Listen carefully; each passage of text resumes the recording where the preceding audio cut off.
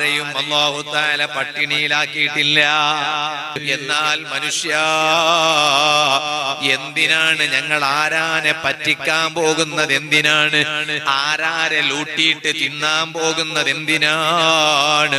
ഇന്ന് വലിയ സങ്കടത്തോടെ പറയട്ടെ, കുടുംബം തമ്മിൽ തകർന്നുകൊണ്ടിരിക്കുന്ന കാലമാണ്. കുറഞ്ഞ കാലം മാത്രം ജീവിക്കാനുള്ള ദുനിയാവ് എത്ര കാലമാണെന്ന് പറയാൻ കഴിയില്ല.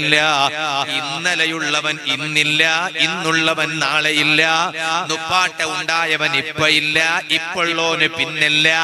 അങ്ങനത്തെ ഒരു കാലത്തിലല്ലേ ഈ വഅദ് പറയുന്ന നൗഫൽ സഖാഫി കളസയും എന്റെ വഅദ് കേൾക്കുന്ന നിങ്ങളും ജീവിക്കുന്നത്. എന്നാലും ഭൂമിയുടെ പേരില്, പക്കത്തിന്റെ പേരില് കുടുംബത്തില് തമ്മില് ഗലാട്ടയാ, ബന്ധം തകർന്നുകൊണ്ടിരിക്കുകയാ.